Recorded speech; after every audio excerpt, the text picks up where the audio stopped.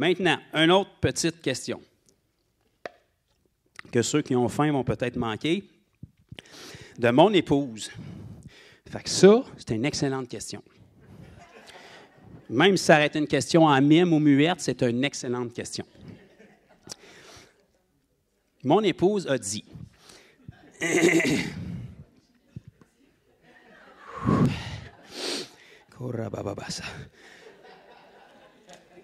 Comment, mais c'est vraiment, bon, c'est un petit peu parce que c'est ma femme, mais comment Satan a pu pécher?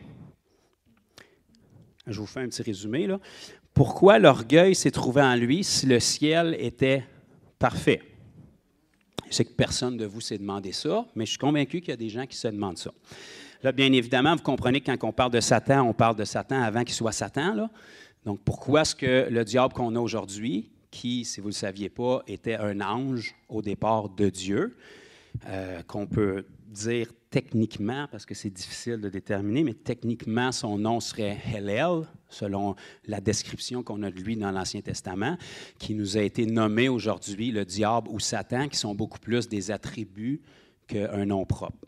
Donc, diable, qui est diabolos dans le grec, qui veut dire accusateur, et Satan, c'est comme le nom qu'on lui a donné aussi.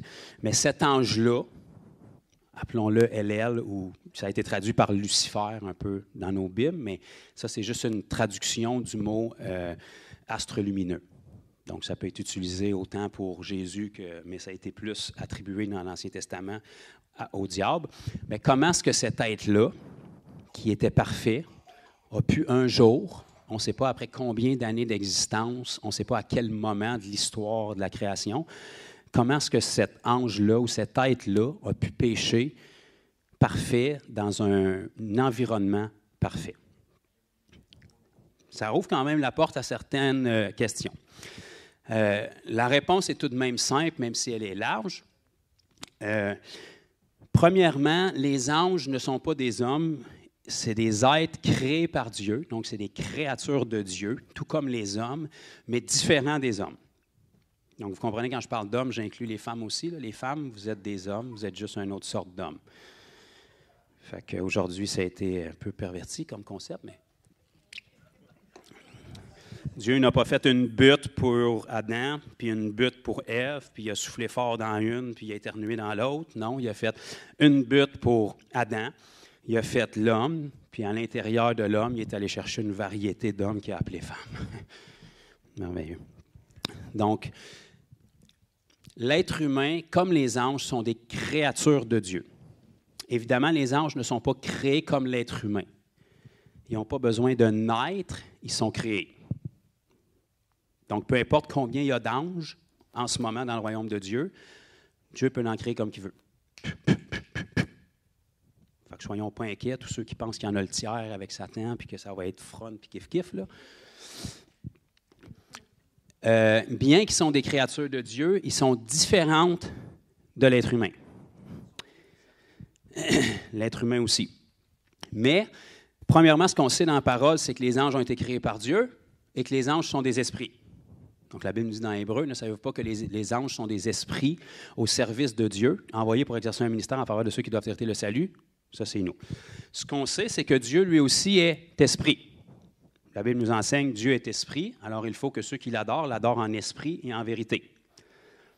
Right? Donc, maintenant, on sait que Dieu est esprit, mais même s'il est esprit, il a un corps. C'est pour ça qu'il est venu en Jésus. Donc, la différence entre les anges et l'être humain, c'est que l'être humain était la première des créations que Dieu fait qui était à l'image et la ressemblance de Dieu. Les anges sont des créatures de Dieu, mais ne sont pas à l'image et la ressemblance de Dieu. Donc, un des attributs que nous, on a, qui semblerait que Dieu a, si on est à son image et à sa ressemblance, bien évidemment, en ce moment, c'est difficile à croire parce qu'on est extrêmement limité comparé à Dieu, mais c'est que l'être humain, selon 1 Thessaloniciens chapitre 5, verset 23, est constitué dans son intégralité de 3 parties, esprit, âme et corps. Ces 3 parties-là, c'est ce qui fait un être humain. Et puisqu'on est à l'image de Dieu, ça veut dire que Dieu est comme ça aussi, ce qui est différent des anges. Les anges, on sait qu'ils sont des esprits et on sait qu'ils ont des corps. Ils ont des corps célestes qui sont différents de nous, bien évidemment, et ils ont la capacité de se prendre des corps physiques aussi. Remarquez qu'ils ne prennent pas les corps de personnes existantes. Ils se prennent des corps propres à eux. qui peuvent prendre et qui peuvent reprendre. Demandez-moi pas comment ça se passe, mais dans la Bible, souvent quand les anges apparaissaient, les gens ne savaient pas que ça en était. La Bible nous dit dans Hébreu, par exemple, qu'on doit pratiquer l'hospitalité parce que de cette manière, il y en a plusieurs qui ont reçu des anges sans le savoir. Si un ange apparaît dans son corps glorieux, d'après moi, tu vas le savoir. Fait que si tu l'as reçu sans le savoir, c'est parce qu'il y avait un aspect que tu ne pouvais pas le distinguer. Donc, les anges sont des esprits et ils ont des corps. Glorieux, premièrement, capacité de corps physique, mais nulle part la Bible nous dit qu'ils ont un âme comme nous. Et puis, si tu revois un peu comment les anges interagissent dans la parole, puis si tu en as déjà rencontré, ils n'ont pas un attachement émotionnel comme nous. En fait, ils seraient probablement désagréables pour la majorité des chrétiens émotionnels et modernes aujourd'hui. Parce qu'ils ne sont pas intéressés de savoir ta vie ni ton opinion. C'est des soldats qui sont là pour remplir une tâche. Ils font ce qu'ils ont à faire, puis ils repartent après. Nous autres, on veut qu'ils commencent par « Salut, comment ça va? Qu'est-ce que tu as fait aujourd'hui? Qu'est-ce que tu traverses en ce moment? » Mais ils ne sont pas intéressés à ça, eux autres. Ça, c'est les humains qui sont émotionnels comme ça. Donc, les anges sont différents de nous. C'est des esprits ayant un corps, mais ils n'ont pas les mêmes attributs que nous. Ceci étant dit, le diable était un de ces anges-là. Et bien qu'ils sont différents de nous, Dieu, qui est le créateur des deux, lui est le même. Donc, le Dieu qui a créé les anges, puis le Dieu qui nous a créés est le même. Donc, un des attributs qui est propre à l'être humain, c'est que quand Dieu a créé nos premiers parents dans le jardin, il les a créés avec quelque chose qu'on appelle la liberté. Je pensais que vous le saviez. Donc, Dieu, la Bible nous dit qu'il est amour. Il ne tombe pas en amour. Il n'y a pas un feeling d'amour quand ça y tente. Non, il est amour. C'est son état. C'est qui il est. Sa propre personne, tout ce qu'il fait et tout ce qui émane de lui est le résultat de sa personnalité qu'il est amour. Donc, quand il a créé l'être humain, il ne pouvait pas créer l'être humain sans liberté, parce que sans liberté, il n'y a pas d'amour. Donc, l'amour ne peut pas exister sans un paramètre de liberté. Parce que si les gens ne sont pas libres d'aimer et d'être aimés, ce n'est pas de l'amour. C'est de l'abus, c'est du contrôle, puis c'est forcé. Donc ça, même dans nos petites émotions naturelles, on comprend ça. Si ta femme reste avec toi parce qu'elle a tout le temps un fusil sur la tempe ou un couteau autour de la gorge, il y a peut-être quelque chose au niveau relationnel à revoir. Donc si elle a la liberté d'aller où est-ce qu'elle veut, puis qu'elle reste avec toi, c'est déjà une preuve d'amour. Ça peut être pour ton portefeuille, mais au moins c'est une preuve qu'elle pourrait aller n'importe où, mais elle reste. Donc, quand Dieu a créé nos premiers parents, il les a créés avec un libre arbitre qui est une liberté aussi. C'est pour ça qu'il y avait l'arbre de la connaissance du bien et du mal dans le Jardin d'Éden. Et il faut que vous compreniez, nos premiers parents, même s'ils sont différents des anges, ont été créés par la même personne avec la même nature. Donc, Dieu a créé nos premiers parents parfaits dans un monde qui était parfait. La Bible nous dit que Dieu a créé l'homme parfait, mais il a pris beaucoup de détours. Donc, Dieu qui est parfait a créé nos premiers parents parfaits dans un monde parfait. Aujourd'hui, il ne l'est plus parfait, mais à l'époque, ils ont été placés en Éden. Éden voulait dire délice. À cette époque-là, le ciel et la terre n'étaient qu'un, donc c'était parfait. Ça a été brisé en cours de route et ça va être restauré bientôt. On comprend ce principe-là. C'est pour ça que la Bible parle beaucoup de royaume, là. La Bible nous dit que Jésus est retourné au ciel, où le ciel doit le conserver jusqu'au rétablissement de toutes choses. Donc, pour que toute chose soit rétablie, ça veut dire qu'il y a eu une époque où c'était établi, ça a été désétabli, et là, ça doit être rétabli. Est-ce qu'on comprend ce principe-là? Donc, on avait une perfection qui a été brisée. La perfection de Dieu s'est séparée des royaumes de la terre et de l'être humain pour une période de maintenant bientôt 6000 ans. Et Dieu va rétablir toutes choses, en commençant par rétablissant son peuple, ensuite rétablissant un règne de justice, ensuite rétablissant le monde parfait avec la nature et tout, ce qui n'est pas le cas en ce moment. C'est un processus. Ça, on le voit tout dans l'Apocalypse parce qu'on a la fin de l'histoire. Donc, c'était établi, c'était parfait, ça a été brisé, ça va être rétabli, mais dans un long processus pour nous, qui n'est pas long pour Dieu, parce que pour lui, un jour est comme 1000 ans est comme un jour. Pour nous, c'est environ 7000 ans, donc c'est comme énorme, mais pour lui, en dehors de la dimension temporelle, il n'y a pas de temps qui est là. Donc, nos premiers parents parfaits, dans un environnement parfait, ont quand même décidé, sous la séduction bien entendu, de désobéir, même s'ils étaient parfaits dans un environnement parfait. Parce qu'il avait été créé avec une liberté. Parce que leur créateur est amour et il ne peut rien créer sans que ce qu'il crée ait cette option-là, à cause de sa personne à lui. Donc, même si les anges sont créés différemment de nous, lorsque Dieu a créé les anges, Comment il les a faites? Les a-tu toutes faites en même temps? Il les a-tu faites un par un? On ne le sait pas bibliquement. On va le savoir juste au ciel. Comment il en a créé? On ne le sait pas. Combien il y en a de chaque hiérarchie? On ne le sait pas non plus. Mais quand il a créé les anges, bien qu'ils sont différents de nous, lui est le même. Donc, il fallait qu'il crée ces êtres-là à partir de sa propre nature d'amour. Et puisqu'il est amour, sa création angélique devait aussi avoir une liberté d'action. Là, il n'y a pas beaucoup d'amen parce que l'hamster tourne, là, mais vous comprenez que dans nos Bibles, ça va vous recrinquer un petit peu l'identité, là. La Bible nous dit, « Ne savez-vous pas que vous jugerez les hommes et les anges? » Si les anges sont parfaits, comment est-ce qu'ils peuvent être?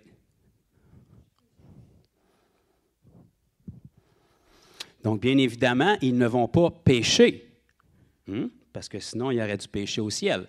Mais même s'ils ne vont pas pécher, ils ne vont peut-être pas tous remplir parfaitement le mandat qui leur est assigné, parce qu'eux aussi sont des créatures, puis eux aussi vont être jugés, puis ils vont même être jugés par nous. Bien évidemment, ça va être selon les standards de Dieu. Mais réfléchissez à ça. S'il y a un jugement, ce ne sera pas un jugement nécessairement pour le ciel ou l'enfer comme nous, mais s'il y a un jugement de rétribution, comme nous, ça va être le tribunal de Christ pour nos récompenses, bien, si on a un jugement qu'on va porter sur les anges, je ne sais pas comment on va le porter, de toute évidence, ça veut dire que ces anges-là ne sont pas parfaits nécessairement en toute action. Je ne m'attendais pas à avoir beaucoup d'amens là-dessus, là, mais laissez mûrir ça puis allez scruter la parole quand même. Donc, ça veut dire que si on va juger les anges, il faut avoir une position qui est aussi supérieure aux anges. Ça, c'est une autre chose qui est importante de comprendre aussi. Bien évidemment, en ce moment, dans nos limites physiques et leurs non-limites de corps, ils sont supérieurs à nous dans ce qu'ils peuvent accomplir. Pas d'une manière positionnelle, mais d'une manière de capacité. Parce que nous, on est limités au monde charnel, puis eux autres ne le sont pas. Donc, ils ont des capacités extraordinaires. Par exemple, un ange dans l'Ancien Testament a tué, je crois que c'est 185 000 Assyriens. Un ange. Ça ne va pas pire, je vais le prendre dans mon équipe. Tu sais, ça c'est un ange. On ne parle même pas du Seigneur Jésus, puis on ne savait même pas si c'était quel genre d'ange.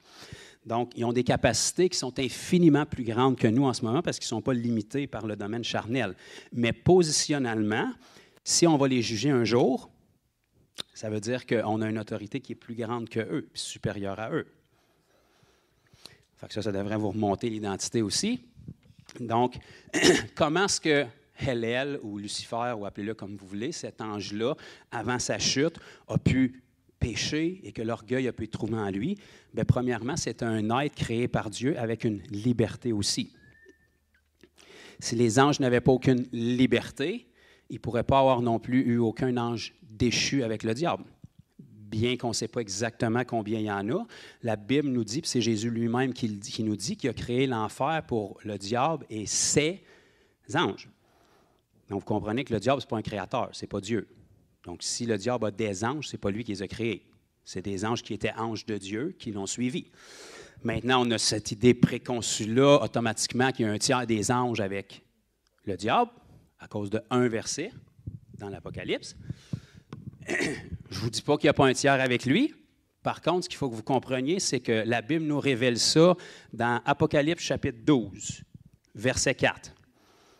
On n'est pas dans Apocalypse chapitre 12, verset 4 en ce moment. On est dans Apocalypse chapitre 3, dernier verset.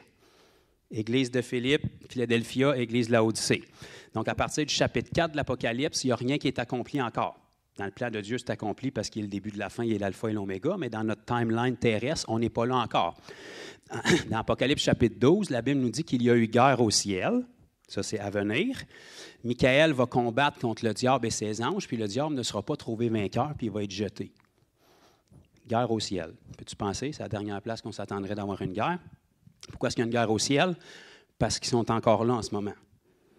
Ils ne sont pas dans le royaume de Dieu, qui est le 3e ciel, mais sont dans l'autre ciel en dessous, qui est le 2e ciel. C'est pour ça que la Bible l'appelle le prince de la puissance de l'air, ce que nous, on appelle notre espace, ou peu importe le nom que vous y donnez. Puis il y a le premier ciel que nous, on voit, qui est bleu avec des petits nuages, là, où est-ce qu'il y a des nuages. Dès le moment que tu arrives dans le 2e ciel, il n'y en a plus de nuages. Il n'y en a plus de difficultés. Si tu penses que tu es important, là, fais juste monter au-dessus des nuages en avion, puis regarde en bas, ça va aller. Ça va aller. Tu n'es pas si important, puis ton problème non plus avec la perspective, puis là, on parle juste au-dessus des nuages. On ne parle même pas dans l'espace, on ne parle même pas dans le royaume de Dieu.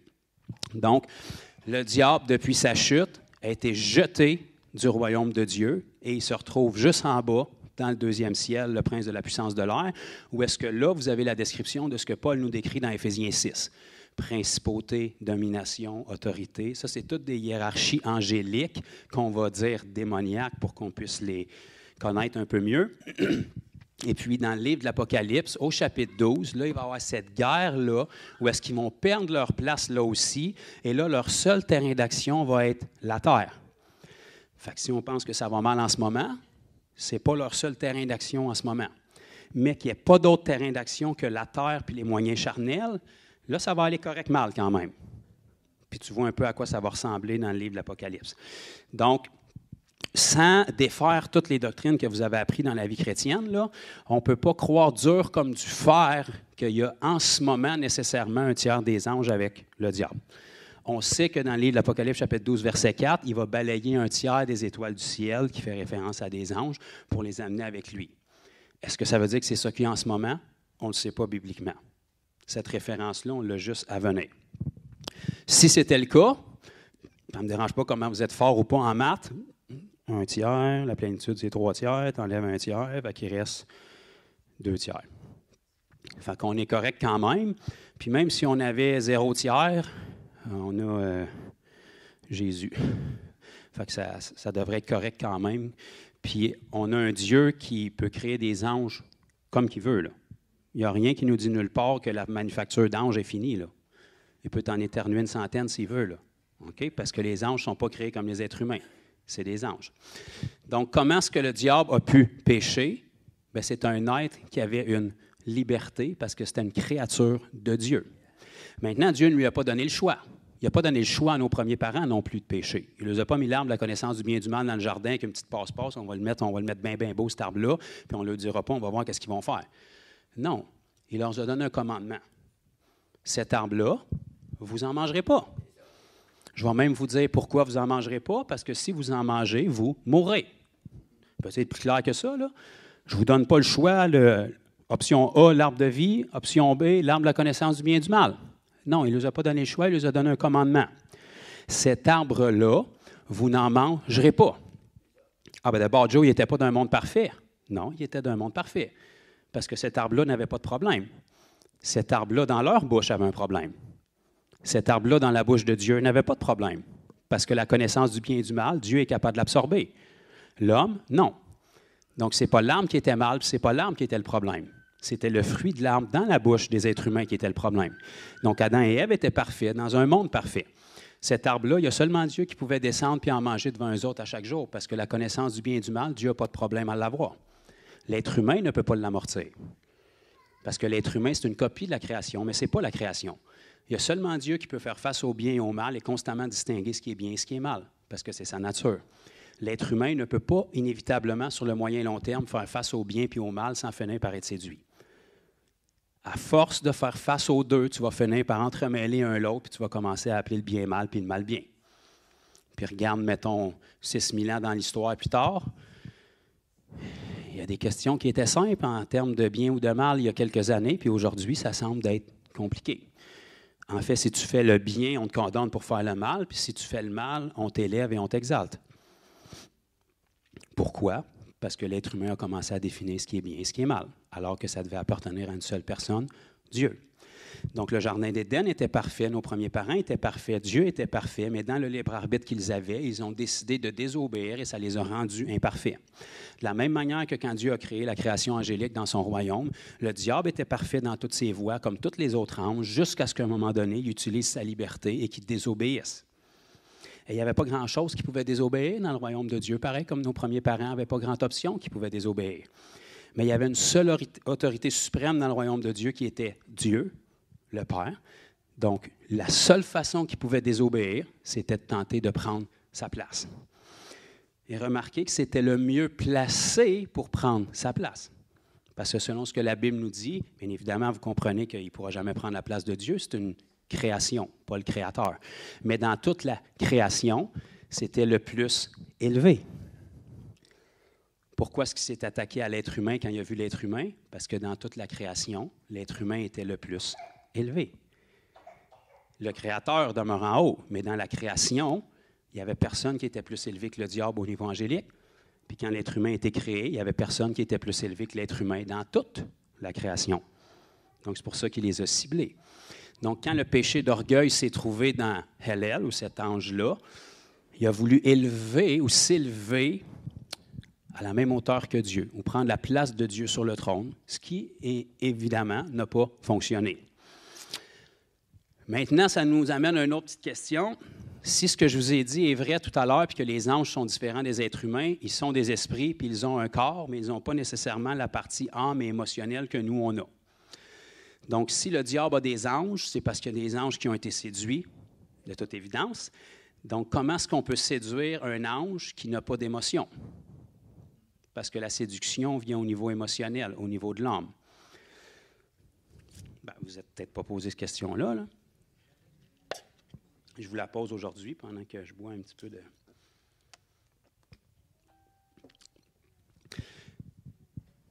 Ma vision des choses, je ne vous dis pas un ainsi par l'Éternel, mais avec ce qu'on a dans la parole et ce qu'on peut tirer comme conclusion. Puis, s'il vous plaît, gaspillez pas d'encre électronique, me dire que vous n'êtes pas d'accord, là. Je vous donne mon opinion. Les anges, ce qu'on sait, c'est que c'est des soldats, puis ils ont des hiérarchies angéliques. Donc, vous avez des archanges, vous avez des chérubins, vous avez des simples anges, puis ils ont différentes forces, différentes fonctions. Fait que la meilleure façon de comprendre ça, humainement parlant, c'est un service militaire. Tous les soldats sont des êtres humains, mais ils ont différents rangs, ils ont différentes autorités, puis ils ont différentes capacités.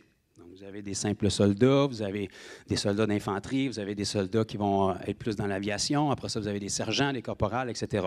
Donc, c'est tous des êtres humains, mais ils ont des formations différentes, des capacités différentes, puis des mandats différents. Donc, les anges sont comme ça. OK? Il faut que vous compreniez que si l'Éternel s'appelle l'Éternel des armées, bien, c'est parce qu'il y a une armée. Puis s'il y a une armée, c'est parce qu'il y a une guerre, de toute évidence. Donc, les armées célestes, comme la Bible les appelle, c'est des armées. Donc, l'être humain n'est pas plus intelligent que Dieu. Si l'être humain a fait des rangs dans son armée, ça veut dire que Dieu a des rangs dans son armée aussi, avec des capacités et des fonctions différentes. Ceci étant dit, s'il y a des rangs et des positions différentes dans les pelotons célestes, ça veut dire que chaque catégorie d'anges répond à un supérieur. Est-ce que ça fait du sens? Donc, les soldats, aujourd'hui, répondent à leur sergent, qui répondent à, je ne sais pas c'est quoi la hiérarchie, mais un caporal ou peu importe. Donc, même si tu n'es pas d'accord avec ce que le sergent dit, si tu es dans son peloton, c'est préférable d'écouter ce qu'il dit. Sinon, ça va faire mal, parce que tu es dans l'armée et tu sers une cause plus grande que ton nombril. Donc, tu suis les ordres, même si tu ne les comprends pas, puis il ne te demande pas ton opinion sur les ordres, tu as les ordres de ton supérieur et t'accomplis. Donc, sachant que les armées célestes ont des grades comme ça aussi, si celui qui est à la tête des armées célestes prend un virage différent, mais tous ceux qui sont placés sous sa direction à lui prennent le même virage. Donc, ils n'ont pas nécessairement besoin d'être séduits en leur proposant quelque chose d'alléchant. Ils répondent aux ordres de leur supérieur, et si leur supérieur décide de partir sur un projet, ils ne savent pas nécessairement que le projet est à l'encontre de ce que Dieu veut, mais ils vont suivre leur supérieur, puis finalement, ils se retrouvent au mauvais endroit, au mauvais moment, parce qu'ils ont suivi quelque chose de pas bon, mais ils ne savaient peut-être pas mieux. Bref, on ne sait pas ce qui s'est passé, puis on va le savoir un jour. Mais c'est très difficile d'avoir une séduction émotionnelle si on fait affaire avec des êtres où on n'a aucune preuve bibliquement qu'ils ont des capacités émotionnelles. Donc, si on veut être capable de se renseigner un petit peu plus, si je veux plus vous donner un peu des infos pour votre propre éducation personnelle, prenez en note, soit ici ou sur une feuille, Isaïe 14 puis Ézéchiel 28. Ça, c'est 2 chapitres que vous voulez lire, relire tranquillement. C'est les 2 chapitres qui nous donnent le plus d'informations sur qui est le diable, avant qu'il soit le diable. Pour comprendre mieux qui est le diable maintenant, on va chercher des informations sur qui il était avant. Et si on sait qui il était avant, on connaît ses attributs, puis on les transfère pour le mal au lieu de les transférer pour l'avancement du royaume de Dieu. Donc, c'est des chapitres qui sont prophétiques, un petit peu allégoriques et limite poétiques à certains moments, mais vous allez être quand même capable, avec des lectures puis une mise en contexte de la parole, d'avoir des bonnes informations sur cet être-là. Donc, c'est facile à retenir. Isaïe 14, fois 2, ça fait 28, Ézéchiel 28. Isaïe 14, Ézéchiel 28, c'est 2 chapitres qui nous donne des détails sur la fin des temps aussi, mais qui nous parle de choses qu'on ne pourrait pas savoir sur le diable si on n'avait pas ces chapitres-là. Comme par exemple, la Bible nous dit qu'il était un chérubin aux ailes déployées. Non, chérubin. Donc, vous savez c'est quoi sa hiérarchie. Vous ne savez pas c'est quoi un chérubin? Bien, cherchez dans la Bible, vous allez voir à quoi il ressemble quand il y en a qui se manifestent. Comme par exemple, quand que Dieu a sorti Adam et Ève du jardin d'Éden, il a placé un chérubin avec une épée flamboyante à l'entrée du jardin pour pas qu'il rentre là. Fait qu'on sait que les chérubins ont des ailes, ce qui n'est pas nécessairement le cas pour tous les anges. Ça, c'est notre imaginaire qui s'imagine ça. On sait aussi qu'ils ont des épées. Puis dans ce cas-là, elle était flamboyante. Fait que c'est un papier gear quand même. Fait on sait que le diable, avant sa chute, c'était sa position angélique. Donc, on sait que c'est une position qui est relativement élevée. Maintenant, ce qu'on apprend par ces versets puis dans ces chapitres-là aussi, c'est qu'il semblait avoir quelque chose à faire avec apporter la louange au trône de Dieu. Donc, puisque l'être humain n'était pas créé à cette époque-là, bien, il apportait la louange de qui? La louange de la création de l'époque, c'était une création angélique. Donc, ça veut dire que même à cette époque-là, les anges glorifiaient puis louaient Dieu. Et lui, dans son poste de chérubin, il était en charge d'apporter la louange portée au trône de Dieu. Donc, ça veut dire qu'il y avait un accès direct à Dieu. Fait que si tu portes la louange du peuple, c'était un peu comme Moïse qui prenait les réclamations du peuple et qui allait se présenter devant l'Éternel. C'est un homme qui allait représenter. Donc, on sait que cet ange-là, elle avait un accès direct au trône de Dieu. Maintenant, on sait que lorsqu'on parle de louange, d'adoration, puis dans ces chapitres-là aussi, ça nous parle de musique, bien, on sait qu'il y avait une capacité musicale. Parce que ce n'est pas le monde qui a inventé la musique, puis ce n'est pas le diable non plus. Le diable ne crée rien. Dieu crée, le diable utilise. Donc, s'il y avait une capacité musicale avant sa chute, maintenant qu'il y a sa chute, quelle capacité qu'il va utiliser pour faire le mal? Ça va de soi qu'il va utiliser les compétences qu'il avait parce qu'il sait, en tant que qualité d'ange, que la musique peut avoir un effet direct sur une personne. Si dans l'Ancien Testament, le roi Saül manifestait un démon et que quand que mon oncle David allait jouer de la harpe, le démon sortait ou se calmait, s'il y a des types de musique qui peuvent étouffer les démons, il y a forcément des types de musique qui peuvent donner accès aux démons. Donc, quand tu connais la musique, tu sais ce que tu ne veux pas que les gens écoutent, puis tu sais ce que tu veux qu'ils écoutent. Fait qu'après, tout ce que tu as à faire, c'est scanner sa planète, trouver tous les gens que Dieu leur a donné un don musical, aller prendre le don de Dieu et le pervertir pour l'avancement de ton royaume. Donc, Dieu donne les dons, et les gens qui ont des dons extraordinaires, que ce soit musicaux ou vocaux, généralement, ils vont mal finir leur parcours. Ils vont s'enlever la vie ou ils vont finir en désintox. Le don venait de Dieu. Le diable l'a utilisé pour les détruire, pour détruire des gens. Et puis finalement, quand il a fini avec eux, on passe au suivant, parce qu'il n'y en a rien à faire de la personne ni de son don. Il prend le don que Dieu a donné, puis plutôt que cette personne-là chante pour la gloire de Dieu, il l'amène dans une direction inverse pour qu'elle utilise son don vocal qu'elle veut utiliser parce qu'elle sait qu'elle a un don, mais elle l'utilise à mauvais escient sans le savoir, puis le diable s'en sert pour construire son royaume. Alléluia. Ben, c'est pas glorieux, mais c'est ça pareil. Maintenant, d'autres choses qu'on apprend, puis vous irez faire la lecture, comme je vous dis, on apprend que le diable avait un certain, avant qu'il soit le diable, bien entendu, il y avait un certain rang de domination. On apprend qu'il régnait. Fait qu'il régnait sur quelque chose. On apprend aussi qu'il faisait des fonctions comme un peu de sacrificateur, parce qu'il y avait des pierres précieuses sur lui, pareil comme les sacrificateurs dans l'Ancien Testament. Donc, vous vous souvenez peut-être, dans l'Ancien Testament, les sacrificateurs, il y avait un sceau bien spécial, là. Il y avait une robe blanche. Après ça, il y avait un éphod, un peu comme bleu turquoise par-dessus. Puis après ça, il y avait leur pectoral avec le panneau qui était ici, avec les 12 pierres pour une des chaque tribu d'Israël. Après ça, il y avait des épaulettes, il y avait un diadème sur la tête, puis ça a l'air bien compliqué puis pas intéressant pour nous autres. Mais quand on étudie, il y a plein de choses rattachées à ça. Mais quand on lit dans Isaïe 14 puis Ézéchiel 28, on voit que cet ange-là avait aussi des pierres précieuses avec lui. Donc, forcément, il faisait un sacrifice puis un sacerdoce pour ce qui était possible à cette époque-là au niveau angélique, puis il apportait ça à Dieu. Fait qu'il faisait guise un peu d'intermédiaire à cette époque-là. Ce qui est intéressant de voir aussi, c'est que parmi les pierres que cet ange-là avait, il y en a qui sont manquantes. si on compare avec l'Ancien Testament. Quand on regarde les 12 pierres des 12 tribus d'Israël, il y a 3 pierres qui sont manquantes sur le pectoral de Hélel, dans ces passages-là. Donc, s'il y en a 12, puis tu en as 3 qui sont manquantes, il en reste 9. Puis si tu regardes les aspects qui étaient rattachés à chacune de ces pierres-là, qui étaient rattachés à une tribu, bien, ça nous révèle des choses que le diable n'a jamais eues et ne pourra jamais avoir. Par exemple, il lui manquait la pierre de la tribu d'Isaacar. Je ne peux pas vous donner la couleur de mémoire, je m'en excuse de ma faiblesse spirituelle, mais cette pierre-là qui représentait la tribu d'Isaacar, il ne l'avait pas. Qu'est-ce qui démarque la tribu d'Isaacar dans l'Ancien Testament? La Bible nous dit que c'est une tribu qui avait le discernement des temps et des saisons. Donc, ce que le diable n'a jamais eu et n'aura jamais, c'est le discernement des temps et des saisons. Il connaît le plan de Dieu de par la Bible, mais il ne sait pas où est-ce qu'on est rendu dans l'histoire du temps pour être capable de le mettre en application. Est-ce que vous comprenez un petit peu ce que ça veut dire? Donc, le diable sait qu'il va avoir besoin d'un antéchrist pour faire une copie de ce que Dieu a fait avec Jésus. Donc, Dieu s'est fait un corps, puis il s'est présenté comme le Messie ici-bas. Le diable, c'est un singe qui copie tout, donc il sait qu'à la fin des temps, il va se prendre un homme qui va devenir un peu comme le Jésus diabolique.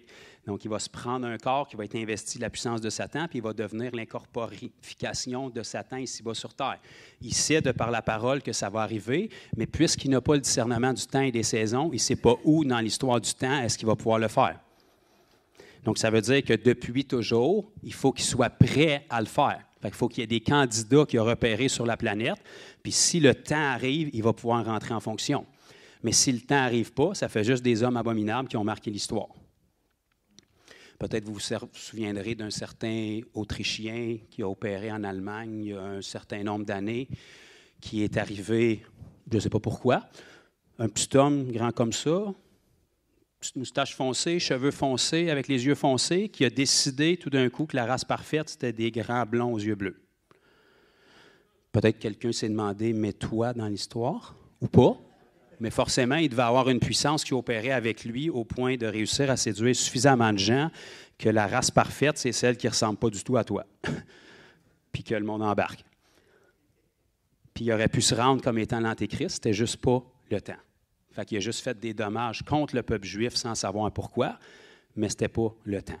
Mais si ça avait été le temps, il aurait pu aller de l'avant et accomplir ce qu'on a dans nos Bibles, dans l'Apocalypse. Mais ce n'était pas le temps. On le voit aussi avec l'empereur Néron, si on remonte dans le temps. Donc, il y a toujours eu des hommes qui ont fait des choses abominables, mais ils n'ont jamais pu aller jusqu'au bout parce que ce n'était pas le bon timing.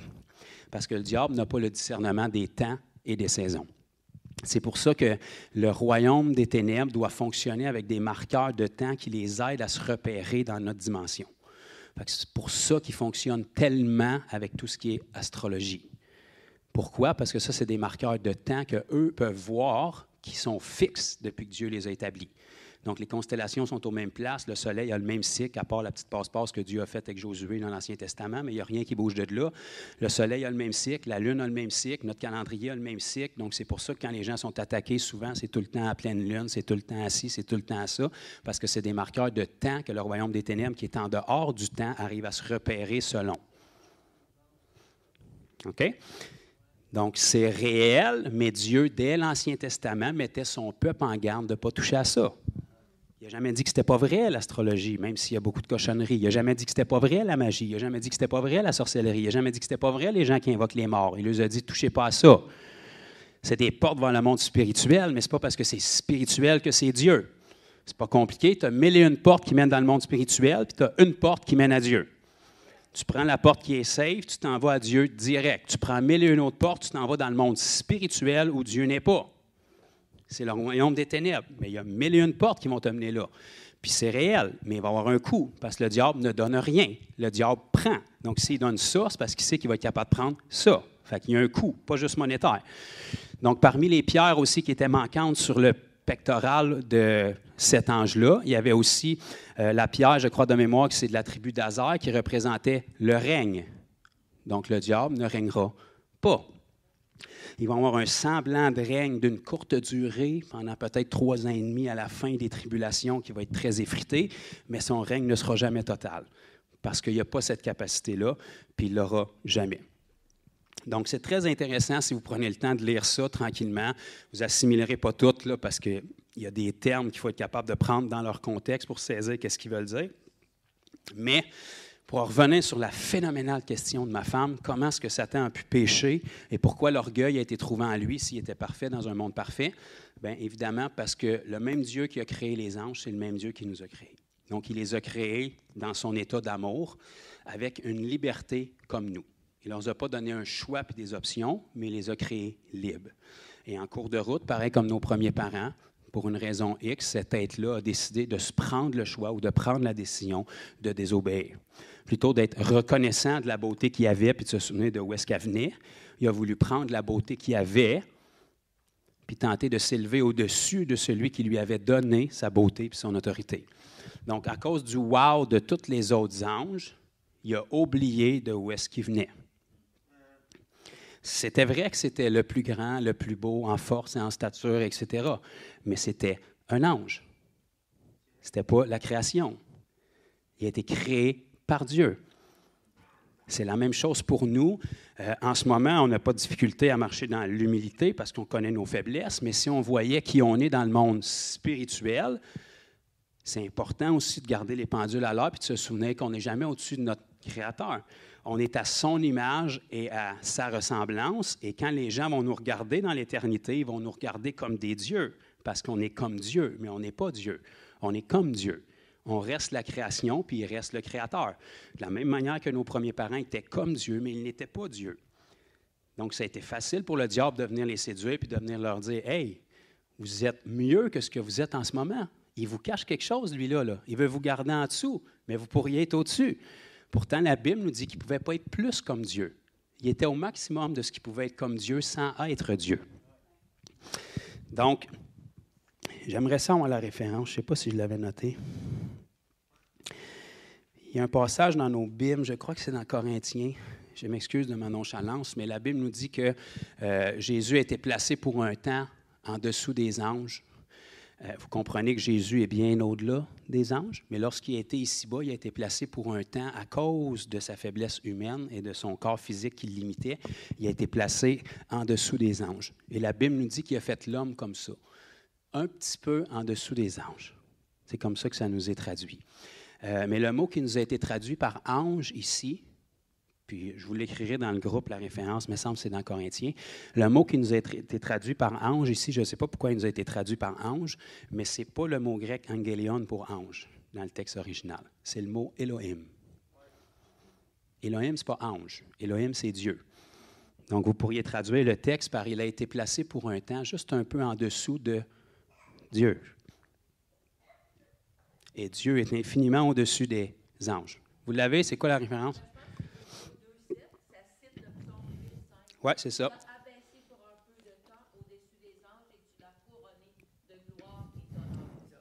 Bingo. Donc, le mot ange que vous avez là, qui devrait être angélion dans le grec, c'est le mot Elohim, qui nous a été traduit par ange.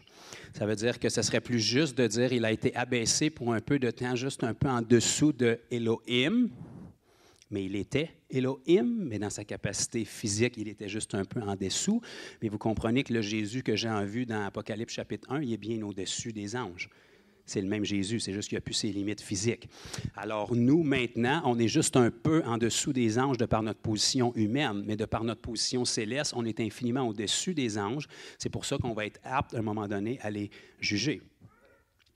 Donc, si la Bible nous dit qu'on va juger les hommes et les anges, ça veut dire que c'est quand est-ce que l'humanité va être jugée? Bien, dans les 7 ans de tribulation, c'est des jugements de Dieu sur la terre. Donc, ça veut dire qu'il va falloir qu'on participe au jugement de Dieu. Donc, de toute évidence, si on participe au jugement de Dieu, ça va être difficile d'être en plein des jugements si on y participe.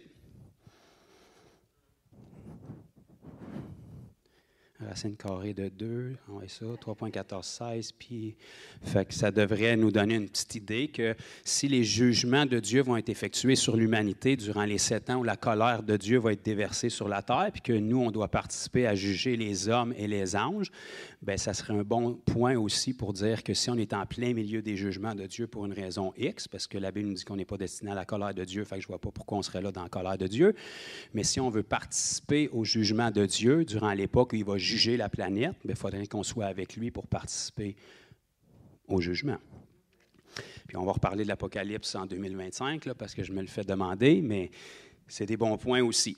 Fait que vraiment, notez Isaïe 14, Ézéchiel 28, puis lisez toute votre Bible. Ne partez pas sur une étude cette semaine juste là-dessus, puis partir dans des endroits bizarres. Là. Le salut reste le plus important, puis connaître Jésus reste le plus important. Mais quand vous étudiez ces versets-là, vous allez trouver plein de petites pépites qui nous donnent des détails sur qui le diable était. Et notre focus va être sur Jésus, pas sur le diable, mais en connaissant votre ennemi, vous allez voir un peu comment le monde fonctionne aujourd'hui, puis vous allez voir pourquoi ça fonctionne de même. Il continue avec les capacités qu'il avait, il fait juste le pervertir puis travailler dans l'ombre.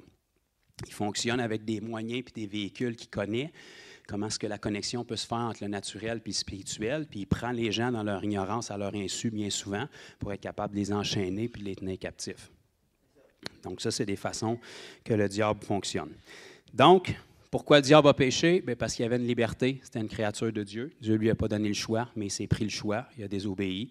Et puis, il y en a quelques-uns qui l'ont suivi, malheureusement. On saura qu'est-ce qu'il y en est quand on sera rendu dans Apocalypse 12, mais ce qui compte, c'est qu'on en a quand même le 2/3 qui est avec Dieu. Et puis, même si on avait juste Jésus, on se rappelle que quand il revient, il détruit la plus grande opposition qu'il y a par l'éclat de son avènement puis le souffle de sa bouche. Fait que ce n'est pas un gros défi puis un gros challenge pour lui. C'est notre Seigneur Jésus. Oui, il y a plusieurs sceaux, plusieurs trompettes, plusieurs coupes de jugement qui vont être versées. Mais on va reparler de l'Apocalypse en 2025. Donc, on a fait 2 épisodes sur l'Apocalypse à date. Je pense qu'on s'était rendu au chapitre 3, début chapitre 4. Fait qu'on va y aller périodiquement parce que je ne veux pas que personne devienne maniaque eschatologique puis qu'on perde le cap, là, parce que c'est important, mais ça reste que le focus, c'est de sauver les âmes puis de connaître Jésus. Mais c'est bon quand même de pouvoir se renseigner pour avoir une assurance, pour savoir qu'est-ce qu'on croit. On pourra peut-être ou peut-être pas ouvrir une porte vraiment... Je ne sais même pas si je dois en parler. Voulez-vous que j'en parle? Souvent, on croit beaucoup de choses sans savoir pourquoi on les croit, parce que c'est des standards préétablis qu'on n'a jamais remis en question. Hein? Fait qu'on croit... En tout cas, si vous êtes ici à l'Église, techniquement, vous croyez qu'il y a des démons, puis vous croyez qu'il y a un diable, puis vous croyez qu'il y a Jésus. Vous croyez qu'il y a des anges, puis vous croyez qu'il y a des anges qui sont rendus avec le diable. Maintenant, est-ce qu'on s'est déjà posé la question, qui sont les démons, puis qui sont les anges du diable? Parce qu'automatiquement, dans la chrétienté, on se fait enseigner que les démons, c'est les anges qui sont déchus. Mais on n'a aucun appui biblique pour ça. On connaît très peu de choses sur les démons, mais on connaît pas mal de choses sur les anges. Fait que juste de creuser un petit peu dans la Bible et de se dire, mais qu'est-ce qu'ils sont ces démons-là? Pourquoi quand Jésus arrive, tout le monde pète une fite? Sont-ils arrivés en même temps que lui ou ils ont tout le temps été là puis ils n'étaient pas dérangés? Pour que ça fait qu'il y a des anges puis que la Bible parle de Satan et ses anges, puis quand elle parle de démons, elle parle de démons. C'est 2 mots différents dans le grec.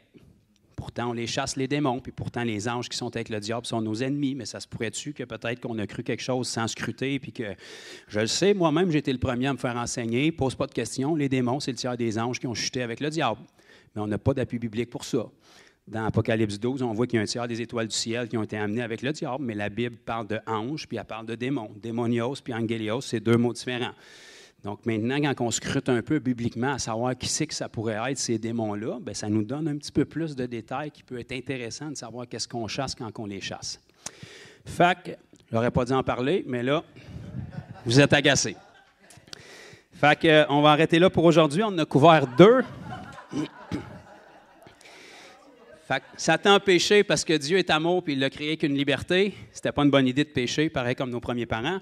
Et puis, pour ce qui est de la guérison, bien, on ne demande pas la guérison. Et puis, ce n'est pas nécessairement inclus dans l'œuvre de la croix, c'est inclus dans le sacrifice de Jésus. Donc, c'est disponible pour nous, ça fait partie du « tout est accompli », mais on doit relâcher notre foi sur chacun de ces points-là, parce que croire pour le salut ne fait pas qu'on croit automatiquement pour la guérison et pour la délivrance, etc. Donc, même si ce n'était pas vos questions, est-ce que vous avez compris quelques points ou soutiré quelques bons trucs de ça aujourd'hui?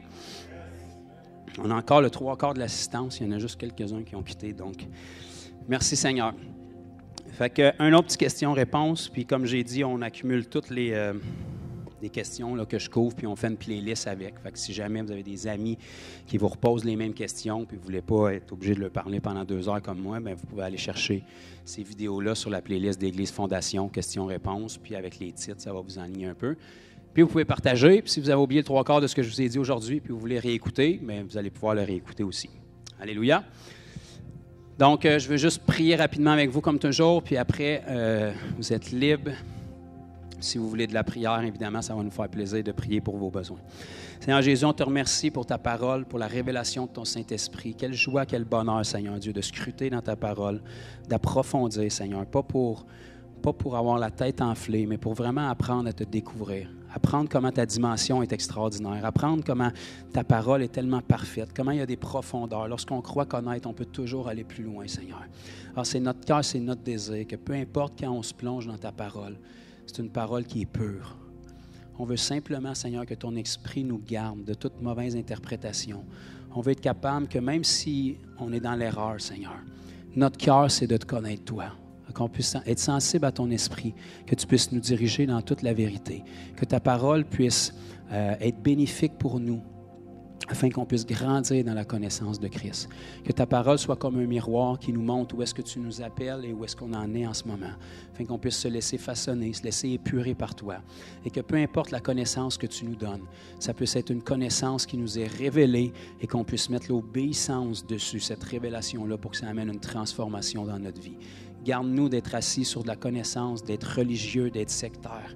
On veut simplement, Seigneur Jésus, te connaître, se laisser façonner à ton image, être excité de toujours découvrir davantage avec toi, de toujours découvrir sur notre demeure éternelle, le ciel qui nous attend, ton royaume, qui ne sera pas ennuyant, qui ne sera pas plate, mais qui a plein de choses en réserve pour nous. C'est notre glorieuse espérance. Alors, Seigneur, on veut garder nos yeux fixés là-dessus. Je te prie que chacun de mes frères et sœurs puisse bénéficier, puisse être poussé à scruter davantage dans ta parole, Seigneur, par ces moments-là de questions-réponses qu'on passe ensemble, et que ta volonté puisse s'accomplir promptement dans chacune de nos vies. Chacun de nous, si on a des retards prophétiques sur l'appel que tu as sur nos vies, que tu puisses amener les percées nécessaires, les repentances nécessaires, les révélations nécessaires, Seigneur. Change-nous, façonne-nous, et que cette Église soit un maillon de la chaîne, Seigneur, qui est trouvé fidèle, qui remplit son mandat et qui grandit aussi rapidement en nombre qu'en maturité, Seigneur. Donne-nous d'avoir une maturité à la hauteur de notre croissance en nombre, Seigneur, pour qu'on puisse avoir un impact dans la moisson. Dans le nom de Jésus. Amen.